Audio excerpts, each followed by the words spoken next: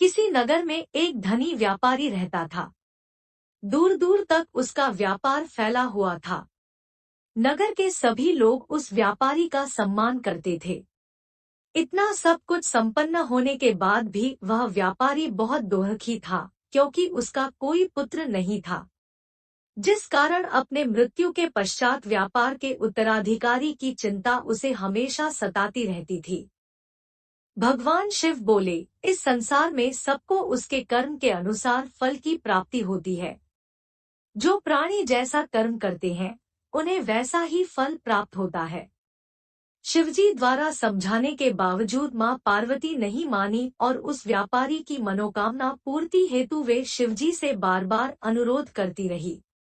अंततः माता के आग्रह को देखकर भगवान भोलेनाथ को उस व्यापारी को पुत्र प्राप्ति का वरदान देना पड़ा।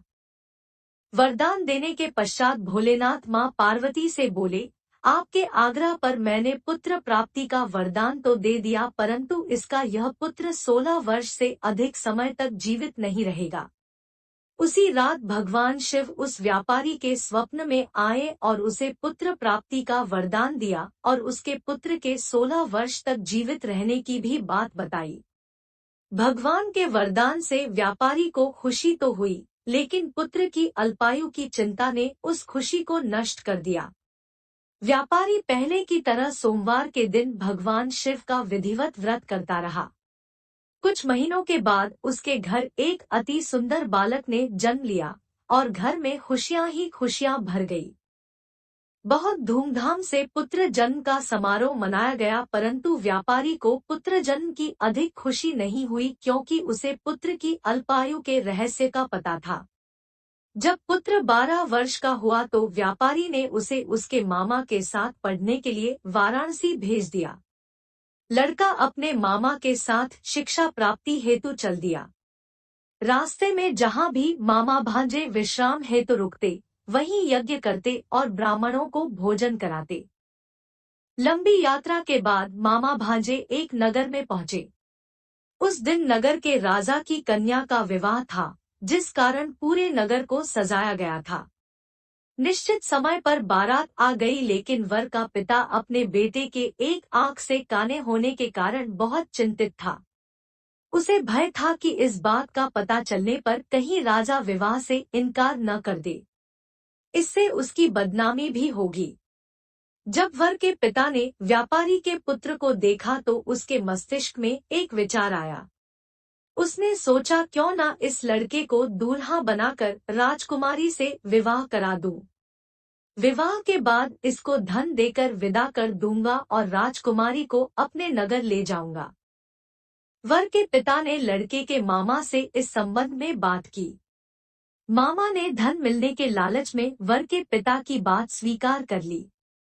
लड़के को दूल्हे का वस्त्र पहनाकर राजकुमारी से विवाह कर दिया गया। राजा ने बहुत सारा धन देकर राजकुमारी को विदा किया। शादी के बाद लड़का जब राजकुमारी से साथ लौट रहा था तो वह सच नहीं छिपा सका और उसने राजकुमारी के ओढ़नी पर लिख दिया, राजकुमारी, तुम्हारा विवाह मेरे साथ हुआ था। मैं तो वाराणसी पढ़ने के लिए जा रहा हूँ और अब तुम्हें जिस नवयुवक की पत्नी बनना पड़ेगा वह कान्हा है। जब राजकुमारी ने अपनी ओढ़नी पर लिखा हुआ पढ़ा तो उसने काने लड़के के साथ जाने से इनकार कर दिया। राजा को जब ये सब बातें पता लगी तो उसने राजकुमारी को महल में ही रख लिया। उधर लड़का अपने मामा के साथ वाराणसी पहुंच गया और गुरुकुल में पढ़ना शुरू कर दिया। जब उसकी आयु 16 वर्ष की हुई तो उसने यज्ञ किया। यज्ञ के समाप्ति पर ब्राह्मणों को भोजन कराया और खूब अन्न वस्त्र दान किए। रात को वह अपने शयन कक्ष में सो गया। शिव के वरदान के अनुसार शयनावस्था में ही उसके प्राण खेड़ू उड़ गए। सूर्योदय पर मामा मृत भांजे को देखकर रोने पीटने लगा। आसपास के लोग भी एकत्र होकर दुख प्रकट करने लगे। लड़के के मामा के रोने विलाप करने के स्वर समीप से गुजरते हुए भगवान शिव और माता पार्वती जी ने भी सुने। माता पार्वती ने भगवान से कहा, प्राणनाथ, मुझे इसके रोने के स्वर सहन नहीं हो रहे। आप इस व्यक्ति के कष्ट को अवश्य दूर करें। भगवान शिव ने माता पार्वती के साथ अदृश्य रूप में समीप जाकर देखा तो भोलेनाथ माता पार्वती से बोले, यह तो उसी व्यापारी का पुत्र है जिसे मैंने 16 वर्ष की आयु का वरदान दिया था। इसकी आयु पूरी हो गई है। मां पार्वती ने फिर भगवान शिव से निवेदन कर उस बालक को जीवन देने का आग्रह किया। माता पार्वती के आग्रह पर भगवान शिव ने उस लड़के को जीवित होने का वरदान दिया और कुछ ही पल में वह जीवित होकर उठ बैठा। शिक्षा समाप्त करके लड़का मामा के साथ अपने नगर की ओर चल दिया। दोनों चलते हुए उसी नगर में पहुंचे जहां उसका विवाह हुआ था। उस नगर में भी यज्ञ का आयोजन किया। समीप से गुजरते हुए नगर के राजा ने यज्ञ का आयोजन देखा और उसने तुरंत ही लड़के और उसके मामा को पहचान लिया। यज्ञ के समाप्त होने पर राजा मामा और लड़के को महल में ले गया और कुछ दिन उन्हें महल में रखकर बहुत सा धन, वस्त्र आदि देकर राजकुमारी के साथ विदा कर दिया। इधर भूखे प्यासे रहकर व्यापारी और उसकी पत्नी बेटे की प्रतीक्षा कर रहे थे। उन्होंने प्रतिज्ञा कर रखी थी कि यदि उन्हें अपने बेटे की मृत्यु का समाचार मिला तो दोनों अपने प्राण त्याग देंगे, परंतु जैसे ही उसने बेटे के जीवित वापस लौटने का समाचार सुना तो वह बहुत प्रसन्न हुआ। वह अपनी पत्नी और मित्रों के साथ नगर के द्वार पर पहुंचा। अपने बेटे के विवाह का समाचार सुनकर पुत्रवधू राजकुमारी को देखकर उसकी खुशी का ठिकाना न रहा।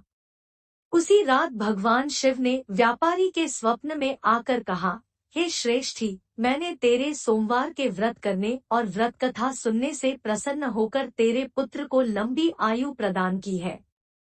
पुत्र की लंबी आयु जानकर व्यापारी बहुत प्रसन्न हुआ। शिव भक्त होने तथा सोमवार का व्रत करने से व्यापारी की सभी मनोकामनाएं पूर्ण हुई। इसी प्रकार जो भक्त सोमवार का विधिवत व्रत करते हैं और व्रत कथा सुनते हैं, उनकी सभी इच्छाएं पूरी होती है।